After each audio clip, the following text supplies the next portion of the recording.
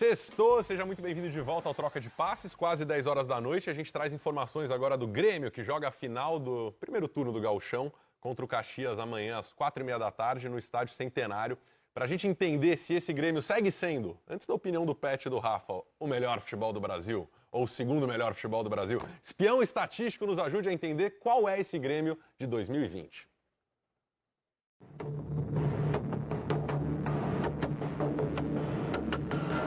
Em 2019, um dos problemas do Grêmio foi a posição de centroavante. Diego Tardelli não justificou o investimento e André não conseguiu aproveitar as oportunidades. Com isso, o Grêmio foi ao mercado e trouxe Diego Souza, que não fez um 2019 bom pelo Botafogo. A contratação dividiu opiniões, mas logo de cara o atacante justificou o pedido do técnico Renato. Em 3 jogos, ele já balançou a rede 3 vezes, tendo decidido o Grenal. Tem levantamento, Diego Souza! Participou de mais de 1/4 dos gols da equipe. Ele só perde para o seu companheiro de ataque. Em 6 jogos na temporada, Everton Cebolinha já fez 3 gols e deu 2 assistências.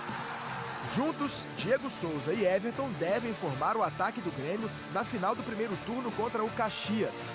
As equipes já se enfrentaram neste Campeonato Gaúcho, logo na primeira rodada, e deu Caxias em plena arena do Grêmio. Amanhã eles se reencontram só que no Estádio Centenário, em Caxias do Sul. Quem vencer, leva o primeiro turno e garante vaga antecipada na final do Gauchão. Em caso de empate, a decisão será nos pênaltis. Pois é, o Caxias foi o time que bateu o Grêmio na primeira rodada, aí 2-0 lá na arena do Grêmio. Mas tem algumas mudanças, daqui a pouco a gente vai mostrar o que o David Braz falou, porque ele fala justamente sobre o que mudou no time da primeira rodada para agora. No papel, Jeromel de volta dos últimos jogos, né? Tava fora desde da cirurgia, enfim, da artroscopia. Thiago Neves também disponível, Tassiano, PP. Começo pelo futebol do Grêmio. Não vou dizer o melhor, porque acho que o Flamengo está em outro patamar, mas é o segundo melhor futebol do Brasil? Vai, Rafa. Já teve bons períodos de melhor e de segundo melhor. Se a gente fizer o recorte do Campeonato Brasileiro inteiro ano passado, é claro que o Grêmio sempre fica muito voltado para as competições mata-mata, né? Para as Copas. E no momento em que atacou o Campeonato Brasileiro, até como medida quase que de recuperação, para ter os jogadores mais inteiros, para modificar um pouco o que era uma situação de oscilação, foi muito bem. E atacou de novo as primeiras posições do campeonato. Em 2019 eu não cravaria segundo pelo trabalho que o Santos fez, por exemplo, com o São Paulo. Isso em qualidade de jogo, né? Até porque empatou em pontuação com o Palmeiras. Mas eu colocaria o Santos à frente do Grêmio. Mas acho que um 2020 é de um Grêmio tentando aproximar, diminuir a distância para o Flamengo. Assim como o Palmeiras com o trabalho do Lucha, com essa chegada agora do Rony. Centenas de milhões de reais a menos, né? Sim, mas é um clube muito bem administrado. Nesse sentido, os movimentos no mercado foram inteligentes, jogadores a custo zero, mesmo que a gente esteja falando de um Diego que gerou esse debate sobre valer ou não, e até agora ele vem dando uma resposta positiva, a mesma questão do Thiago Neves, acho que até dentro de campo menos discutível, mas pelo pacote que se contrata, cabia até uma certa indagação se daria uma resposta ou não, e no primeiro momento ainda não está completamente inserido, mas é um Grêmio muito fortalecido em termos de elenco, mas dentro do campo que a gente vai saber se essa distância realmente se encurta e se o Grêmio se afirma como esse postulante, pretendente a título brasileiro, a tentar desbancar o Flamengo. Essa é a realidade. Pelo desenho, pela permanência do Renato, pela encorpada no grupo, parece que esse é o caminho. Mas é um bom ponto já amanhã, né? Para quem foi derrotado na estreia pelo Caxias, independentemente do local do jogo, é para se afirmar, né? É para conquistar o título do primeiro turno. A impressão que fica, Pet, é que o Diego Souza encaixou. Quer dizer, primeira impressão, também temos um recorte pequeno. Eu queria te perguntar o seguinte, 2 coisas. Ele deu uma entrevista recente que ele fala que a ida dele para o Grêmio foi muito motivada por uma ligação do Maicon, que foi parceiro dele no Fluminense, e depois uma ligação do cara, do Renato Gaúcho, e ele disse que foi uma ligação e tanto. Ele ama futevôlei, fala na mesma entrevista, o Renato também, eles se entendem. Qual o tamanho de uma ligação do técnico para o jogador? Como que isso funciona na hora de decidir o teu futuro profissional? Eu não sei, eu acho que é individual, mas para mim, por exemplo, seria fundamental, porque eu quase nunca tive relacionamento bom com o treinador. Imagina o treinador me chama, cara, vem aqui, parceiro. Pô. Imagina. Queremos você. E ainda que você tenha confiança, porque, claro, né, que digo, não teve nunca, teve bons relacionamentos com alguns treinadores. Quando teve, eu rendi muito. Quando teve relacionamento bom, quando o cara era não tinha vaidade, se garantia no emprego, garantia sua função, dizer, tem por que me incomodar com o questionador, que o Pet, né? Sempre perguntava alguma coisa, por que isso, por que aquilo, e o cara explicava, não é que, faz porque bom. O Pet É uma mais coisa um dos jogador... jogadores que pensam, então, né? o Pet é mais jogador 2020, versão atual, do que da própria geração de onde ele surgiu lá Hoje em atrás. dia os jogadores Talvez pedem por muito mais origem, explicação. enfim, uma Pode série ser, né, exatamente. culturalmente diferente, mas o Pet tinha certas contestações que a gente, conversando com as pessoas, na base, formação, futebol profissional, falam que o jogador hoje, ele contesta mais. Ele pergunta os porquês, os motivos daquilo que está sendo treinado, dos pedidos enfim, de modelo de jogo, do que é pedido para ser desempenhado em campo. E o Pet, há algum tempo... Alguns sim, perguntam e outros não querem, e outros não, mas nunca fiz isso.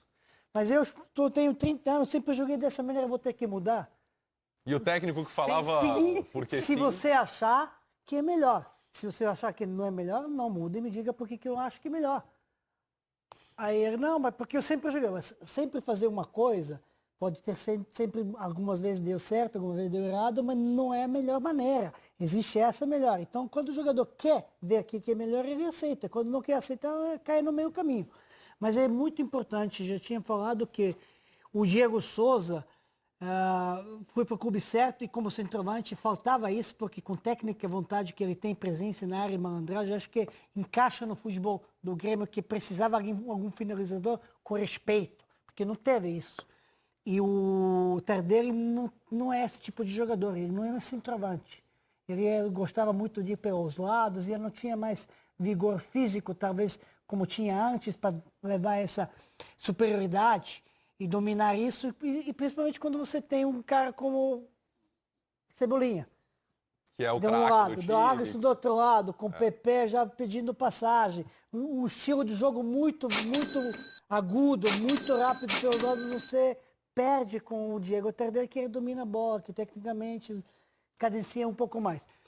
E achei com contratações muito boas, e dá certo com um cara que sabe o que quer. O Renato sabe. Ele chama o cara, ó, eu quero isso e quero que tu faça. Quer? Se quiser, eu te dou tudo. Vai brilhar comigo. Vai aqui, brilhar né? comigo. E aí o Thiago Neves, que ainda não fez nada especial no Grêmio, vai fazer porque perdeu com o Luan e o Jean-Pierre machucado.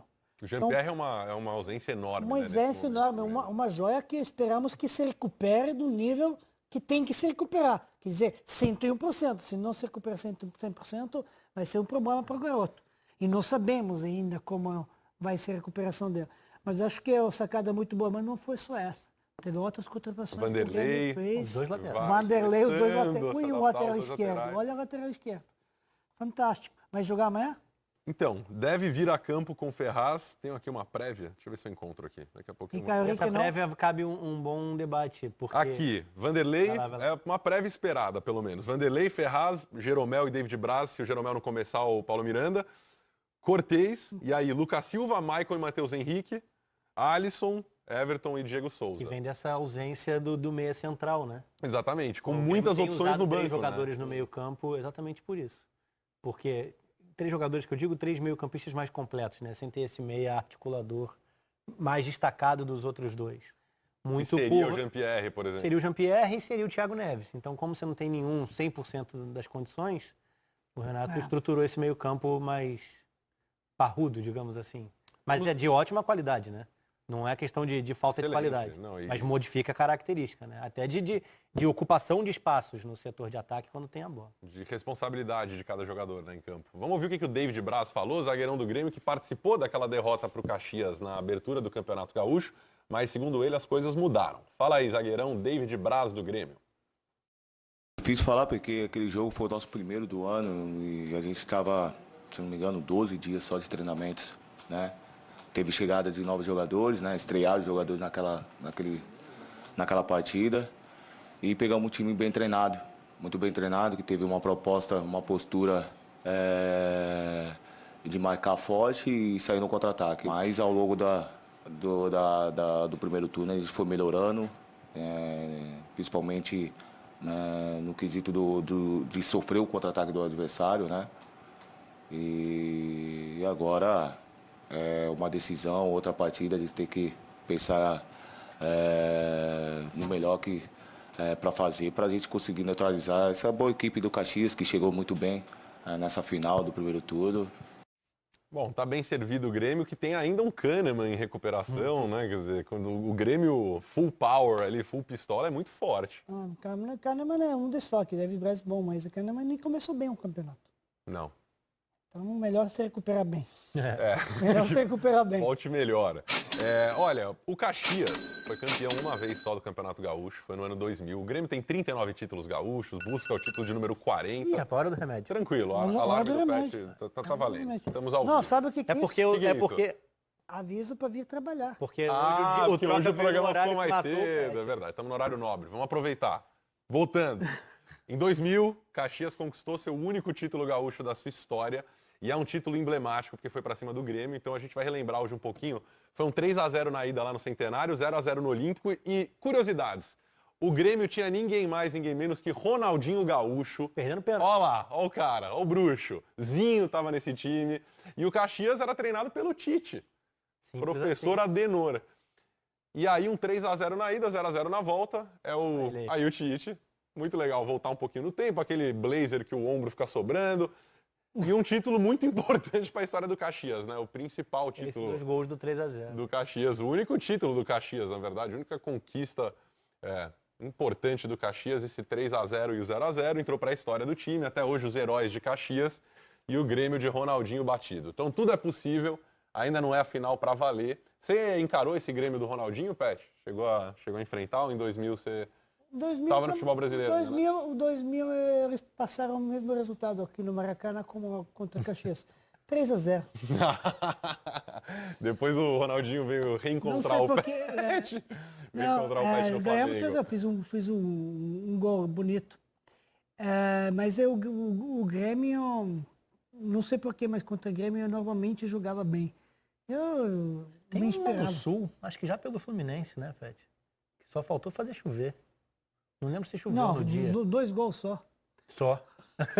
Mas empatamos. Mas jogando jogando lá. Empatamos 4-4. Tomamos gol no minuto 91 e 94. Nossa, 2 do Empataram, Pet, tava 4-2. Tá 4-2 pra gente. Tem um dia contra o Rapaz. Cruzeiro. Eu lembro de um jogo.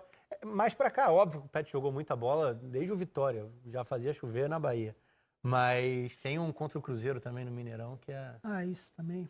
Nossa Senhora. Deve ser bom poder ter essas bom histórias ficar, pra né? contar. Ficar aqui do lado, bate uma foto. Olha, acabei de ouvir aqui também que Sou neste elenco do Grêmio que perdeu a final tava o Roger Machado, treinador, e o Paulo Turra, o assistente do Filipão, tava no Caxias. Paulo Nunes não estava, No não? Caxias, não. O Paulo Nunes estava em todos. O Paulo Nunes é o maior campeão. Já estava no Palmeiras? O Paulo Turra, o Paulo Nunes é campeão de tudo. Se você perguntar qualquer tudólogo, disputa de surf que ele não entra na água, é campeão também. Com aquele cabelo parafinado? O claro Paulo que Nunes ele é o campeão. surfista mais